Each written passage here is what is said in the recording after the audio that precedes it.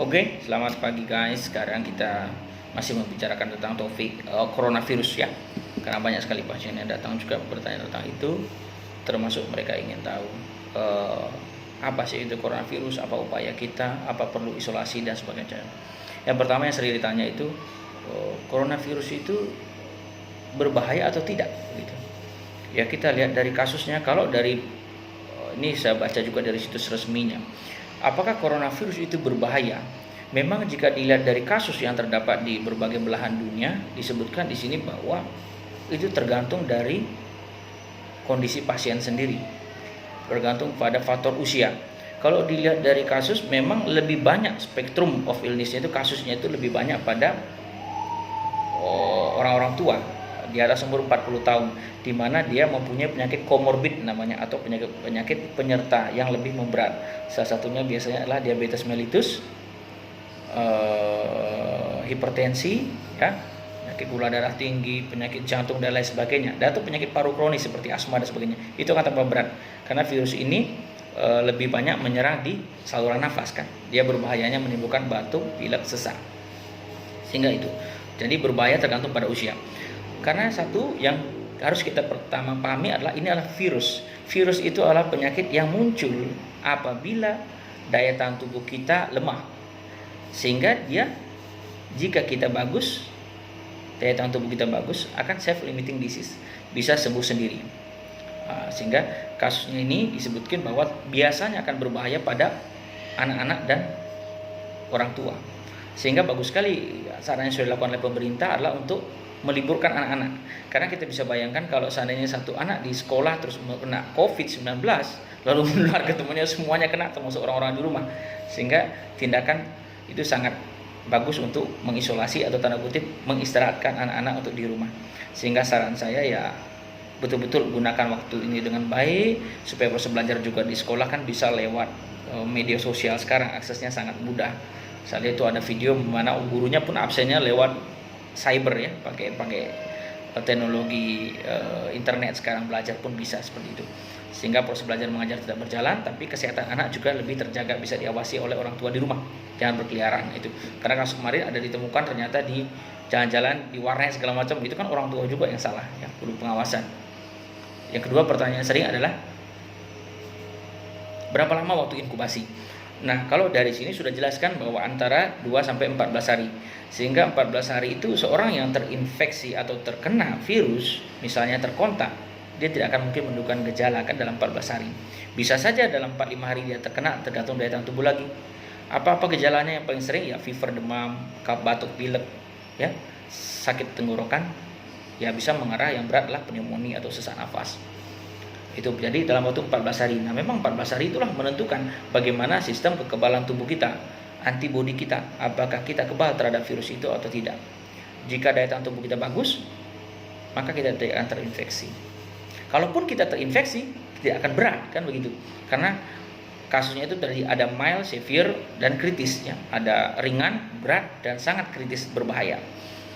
Apakah semua orang yang positif itu bisa sakit? Nah, itu lagi.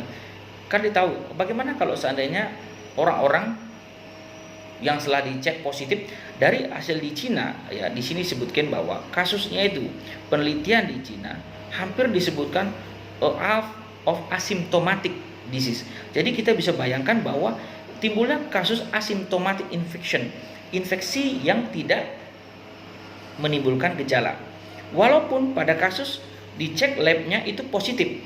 Nah, bisa dibayangkan itu bahwa hampir 50% kasus orang-orang yang mempunyai kasus COVID-19 asimptomatik pada waktu diagnosisnya.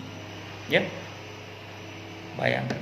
Jadi kita bisa menduga bahwa sebenarnya mungkin saja banyak orang yang sudah terpositif virus corona tapi dia tidak menunjukkan gejala. Terutama pada orang-orang yang tanda kutip daya tahan tubuhnya bagus seperti pemuda dan lain sebagainya ya, orang-orang yang masih produktif lah, usianya masih bagus kayak kita ini usia produktif. Oke, antara 20 sampai dengan 30 tahun itu kan masih sehat-sehat saja. Bayangkan di situ. Itu sangat berbahaya sekali bahwa gejala asimptomatik. Kita tahu bahwa baru tadi malam diumumkan tentang Pak Wali Kota Bogor Bima Arya. Dia memang sehat aja, bisa ngomong segala macam, bisa menyampaikan bahwa saya positif dan saya harus mengisolasi diri. dan sekarang harus dirawat. Karena juga banyak kasus kan, banyak kasus juga di luar negeri bahwa saya sudah nyatakan positif, tapi saya disuruh home isolasi di rumah.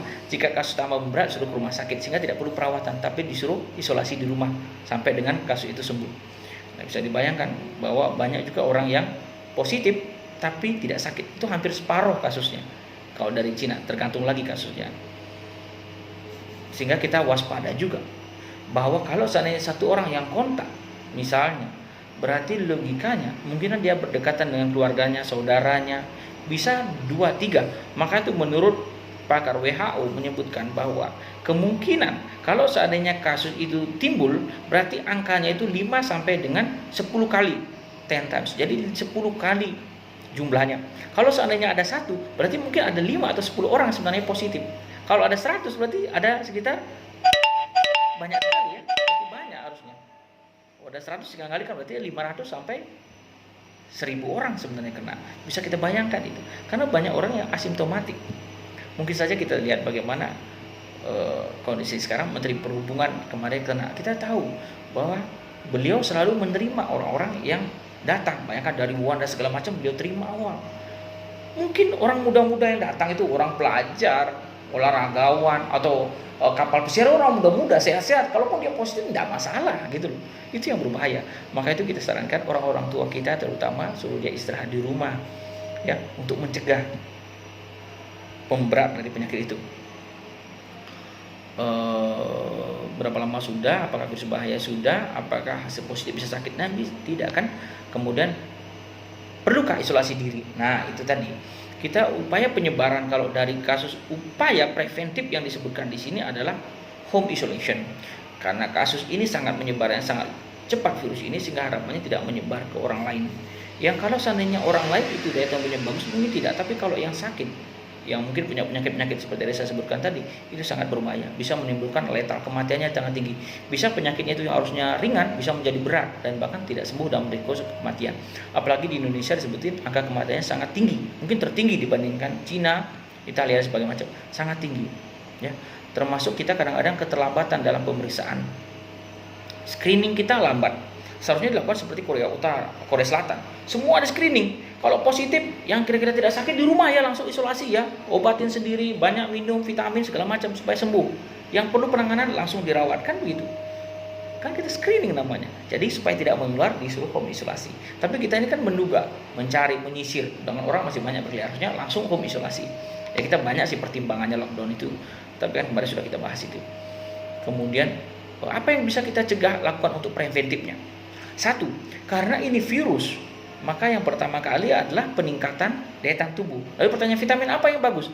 Kalau menurut referensi ya saya bukan promosi macam, tapi memang vitamin C dan vitamin E. Ya macam-macam sih vitamin itu bagus sekali.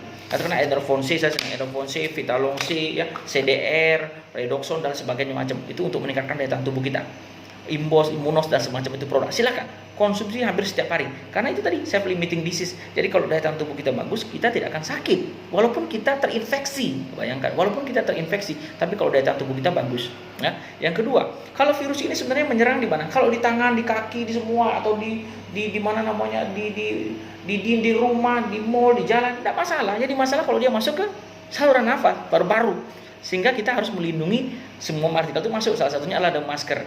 Sehingga ini menjadi masalah serius di mana APD itu tidak ada, masker langka. Sehingga kita harus berpikir masyarakat harus menuntut pada pemerintah ini cepat buat pabrik secepat mungkin masker segala macam, punya pemerintah ini serius. Masa bayangkan kita, saya sendiri punya apotek, tapi apotek sendiri kita order ke distributor alkes, alat kesehatan yang biasa mau stok masker, tidak ada. Bayangkan, distributornya tidak punya. Ini kan kasus serius tapi tidak ditangani dengan serius. Harusnya langsung masker drop semua. Kalau perlu pabrik dibuatkan. Di Cina buat rumah sakit aja dalam seminggu. Apalagi itu cuma buat pabrik. Itu semua produksi banyak-banyak. Sebarkan semua apotek-apotek semua. Distributor tidak boleh ada istilah kosong.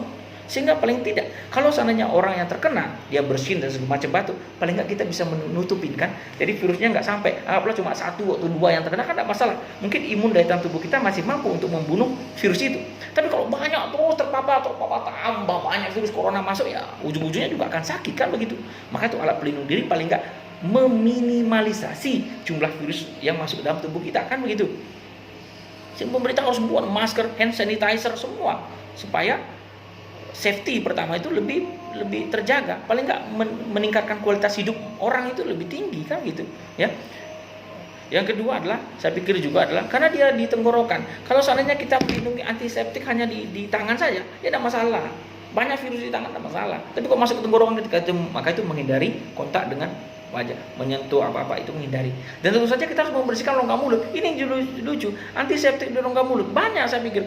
Salah satunya ini betadine kumur. Ini perlu sehingga masyarakat harus mengkumur, paling nggak habis kumur dia sehingga bakteri kuman kita lihat ini. Povidone iodine, obat antiseptik rongga mulut itu setiap hari 3 kali sehari, kan aturannya 3 kali sehari, atau habis cuci mulut paling nggak pagi atau sore, atau habis sikat gigi cuci mulut ya. Listerin di sini juga jelas ini kandungannya adalah salah satunya adalah alkohol. Orang beli alkohol banyak habis cuci tangan, loh mulutnya tidak dicuci dengan alkohol yang salah satunya dalam kandungannya sudah ada oleh pabrik untuk membersihkan. Antiseptik jelas ini, Colmid sifatnya adalah antiseptik ya, untuk membersihkan. Sehingga karena ini sifatnya virus, bukan bermain di antibiotik kecuali kalau infeksi, dia adalah daya tahan tubuh. Sehingga kita harus berpikir untuk menjaga higienitas sembari meningkatkan daya tahan tubuh. Lewat apa? Satu, melindungi diri kita supaya infeksi virusnya tidak masuk. Yang kedua, tingkatkan daya tahan tubuh dengan mengkonsumsi vitamin. Tentu saja dengan istirahat yang cukup. Dan istirahat yang cukup apabila kita di rumah, maka diisolasikanlah diri. Ya, seperti pesan banyak tenaga medis adalah biarlah kami yang bekerja. Cukup Anda bantu kami dengan tinggal di rumah, itu sudah cukup. Sehingga kasus-kasus yang terjadi akan bisa berkurang. Ya, melindungi orang-orang yang semestinya perlu. Tanda kutip biasanya orang-orang tua. Jangan sampai orang-orang muda tambah menjadi parah, akan tambah banyak. Kaos ya, ibaratnya kasusnya itu akan terjadi saklek, kan sangat berat kasusnya. Ya, semoga bermanfaat. Salam sehat untuk kita semua.